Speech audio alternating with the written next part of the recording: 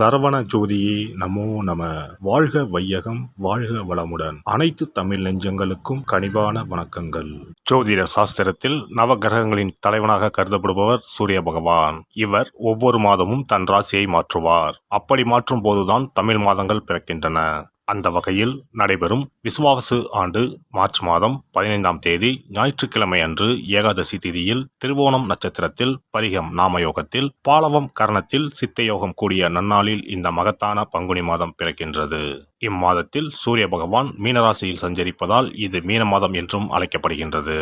இம்மாத கிரகநிலைகள் என எடுத்துக்கொண்டால் மீனராசியில் சுக்கிரன், சூரியன், சனி பகவான் உள்ளனர். கும்பராசியில் செவ்வாய் பகவான், புதன் பகவான், ராகு பகவான் உள்ளனர். மிதுன ராசியில் குரு பகவானும், சிம்மத்தில் கேது பகவானும் உள்ளனர்.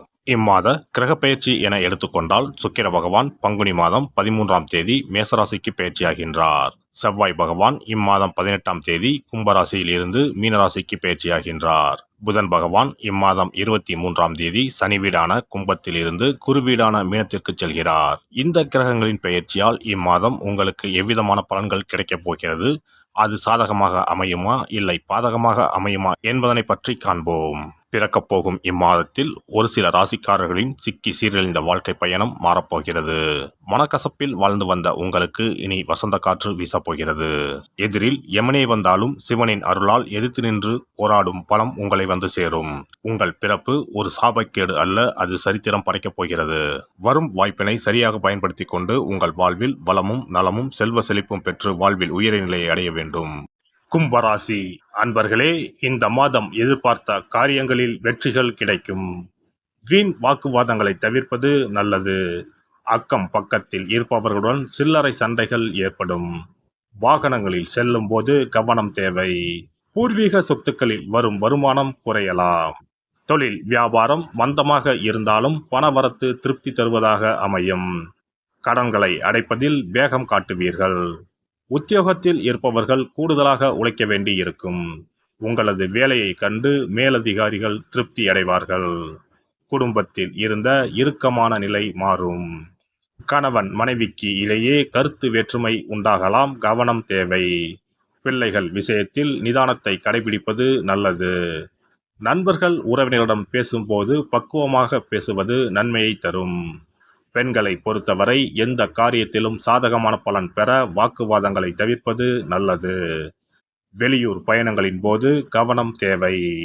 கலைத்துறையினருக்கு இருந்த பிரச்சனைகள் குறையும். பேசி எடுக்கும் முடிவுகள் நன்மையை தரும். அடுத்தவர்களுக்காக எந்த பொறுப்பையும் ஏற்காமல் இருப்பது நல்லது. அரசியல் துறையினரை பொறுத்தவரை வழக்கத்தை விட கூடுதலாக உழைக்க வேண்டியிருக்கும். பொருள் வரத்து கூடும். வெளியூர் பயணம் செல்ல நேரலாம். வெற்றி பெற தடைகளை தாண்டி உழைக்க வேண்டியிருக்கும். பெரியோரின் ஆலோசனைப்படி செயல்படுவது நல்லது. மாணவர்களுக்கு கல்வியில் வெற்றி பெற கூடுதலாக உழைக்க வேண்டியிருக்கும். உங்களது நடவடிக்கைகள் பெற்றோருக்கு திருப்தியை தரும். நட்சத்திர பலன்கள் அவிட்டம் 3, 4ஆம் பாதங்கள்.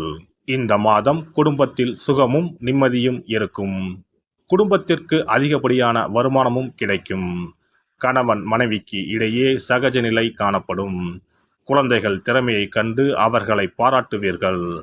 உறவினர் வருகை இருக்கும். யாரிடம் பேசும்போதும் நிதானமாக பேசுவது நன்மையை தரும். சதயம் நட்சத்திரம் இந்த மாதம் எதிலும் மிகவும் கவனமாக ஈடுபடுவது நன்மையை தரும். திட்டமிட்டு செயல்படுவது வெற்றிக்கு உதவும். பணவரத்து அதிகரிக்கும், அதே நேரத்தில் செலவும் கூடும். எதிர்பார்த்த உதவிகள் கிடைக்கும். துணிச்சல் உண்டாகும், அதனால் எதை பற்றியும் முன்பின் யோசிக்காமல் செயல்களில் இறங்கிவிடுவீர்கள். தேவையற்ற இடமாற்றம் உண்டாகலாம். பூரட்டாதி 1, 2, 3ஆம் பாதங்கள். இந்த மாதம் தொழில் வியாபாரத்தில் ஈடுபட்டு இருப்பவர்களுக்கு கீழ்நிலையில் உள்ளவர்களால் லாபம் கிடைக்கப் பெறுவீர்கள். சரக்குகளை பாதுகாப்பாக வைத்துக் கொள்வது நல்லது. உத்தியோகத்தில் இருப்பவர்கள் எந்த ஒரு வேலையையும் செய்து முடிப்பதில் வேகம் காட்டுவார்கள். சக ஊழியர்கள் மூலம் உதவிகள் கிடைக்கும். சனிக்கிழமையில் முன்னோர்களுக்கு தீபம் ஏற்றி வணங்க உடல் ஆரோக்கியம் பெறும், கடன் பிரச்சனைகள் தீரும். சிறப்பு தொகுப்பு.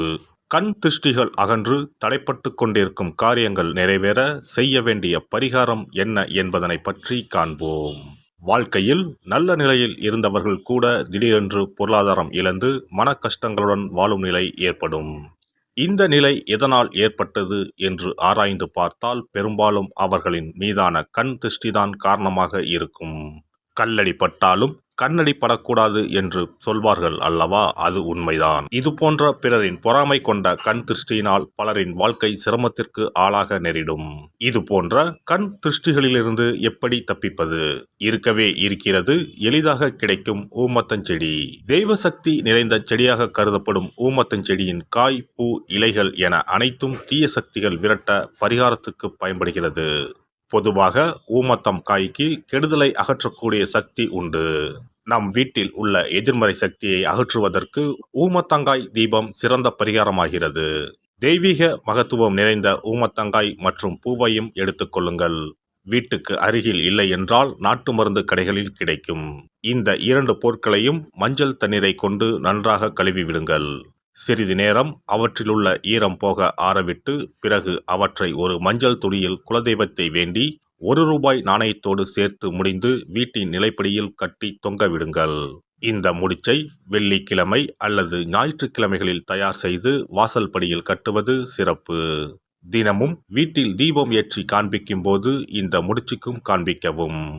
இதேபோல் ஊமத்தம் இலைகள் கிடைத்தால் அந்த இலைகளை சுத்தமான மஞ்சள் தண்ணீரில் கழுவிவிட்டு அவற்றை கொண்டு வீட்டில் இருக்கும் விநாயகருக்கு திங்கள் கிழமைகளில் தொடர்ந்து அர்ச்சனை செய்து வர வேண்டும். ஊமத்தம் பூவையும் விநாயகருக்கு சூட்டலாம்.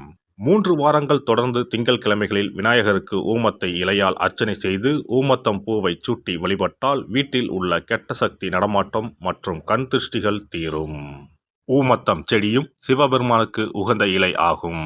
இந்த ஊமத்தங்காய் வைத்து சிவபெருமானுக்கு தீபம் ஏற்றி வழிபடுவதன் மூலம் நமது பிரச்சனைகளில் இருந்து எளிதாக விடுபட முடியும். முதலில் 2 ஊமத்தங்காய்களை எடுத்துக்கொள்ள வேண்டும். அவற்றின் மீது முட்கள் இருப்பதால் மிகவும் கவனமாக கையாள வேண்டும். ஊமத்தங்காயின் காம்பு பகுதிகளை வெட்டி கொண்டு கத்தியை பயன்படுத்தி ஊமத்தங்காயின் உள்ளே இருக்கும் விதை பகுதியை முழுவதுமாக நீக்கிவிட வேண்டும். பின்னர் 2 அகல் விளக்குகள் மற்றும் விளக்கு வைப்பதற்கான 2 தட்டுகளை எடுத்து சுத்தம் செய்து அவற்றிற்கு மஞ்சள் குங்குமம் போட்டு வைத்துக் கொள்ள வேண்டும். பின்னர் 2 தட்டின் மீதும் ஒவ்வொரு அகல் விளக்கை வைத்துக் கொள்ள வேண்டும். அதன் பிறகு எப்போதும் பூஜை செய்வதற்கு வைப்பது போன்ற வெத்தலைப்பாக்கு, பழம் போன்றவற்றை வைத்துவிட்டு 2 விளக்குகளையும் ஏற்றி சிவபெருமானை மனதார வேண்டிக் கொள்ள வேண்டும். எனக்கு இருக்கும் பிரச்சனைகள் அனைத்தும் தீர்ந்து இன்பமான வாழ்க்கை கிடைக்க வேண்டும் என வேண்டிக் கொள்ள வேண்டும். இந்த பூஜையை வெள்ளிக்கிழமை அன்று தொடங்கினால் தொடர்ந்து 9 வெள்ளிக்கிழமைகள் செய்ய வேண்டும். ஊமத்தங்காயின் மீது எவ்வாறு முட்கள் இருக்கிறதோ அதுபோல நமது வாழ்க்கையில் இருக்கும் முட்கள் போன்ற பிரச்சனைகளை அவை தீர்த்து வைக்கின்றன. இந்த பூஜையை நாம் தொடர்ந்து செய்து வருவதால் நம் மீது இருக்கும் கண் திருஷ்டிகள் அகன்றுவிடும். தீராத துயரங்கள் தீர்ந்துவிடும். பணம், நகை நம்மிடம் பெருகி வரும். சிலருக்கு கையில் சுத்தமாக பணம் இருக்காது. வறுமை தாண்டவமாடும். கடன் தொல்லையால் கஷ்டப்படுவார்கள். பண பிரச்சனையில் சிக்கி கொண்டிருப்பவர்கள் இந்த தீபத்தை ஏற்றினால் 3 வாரங்களில் நல்ல பலனை பெற முடியும். தொழிலில் நல்ல முன்னேற்றம் இருக்கும். கடன் பிரச்சனைகள் தீரும். உறவினர்களிடையே பகைமை இருந்தால் அவையும் மறைந்துவிடும். நோய்வாய் உள்ளவர்கள் இந்த தீபத்தை ஏற்றுவதன் மூலம் நல்ல பலனை பெற முடியும். பொதுவாகவே எந்த பரிகாரம் என்றாலும் அதை முழு நம்பிக்கையுடன் செய்தால் மட்டுமே முழு பலன் கிடைக்கும் என்பதை நினைவில் கொள்ளுங்கள். எல்லாம் வல்ல இறையருளால் நீங்களும் உங்கள் அன்பு குடும்பமும் உடல் நலம், நீலாயுள், நிறை செல்வம், உயர் புகழ், மெய்ஞானம் ஓங்கி வாழ்க வளமுடன். இந்த வீடியோ பதிவு உங்களுக்கு பிடித்திருந்தால் லைக் பண்ணுங்க, கமெண்ட் பண்ணுங்க, ஷேர் பண்ணுங்க. மறக்காம சப்ஸ்கிரைப் பண்ணுங்க. பக்கத்துல இருக்கிற பெல் பட்டனை கிளிக் பண்ணுங்க. நன்றி, வணக்கம். ஓம் நமச்சிவாய. சிவாய நம.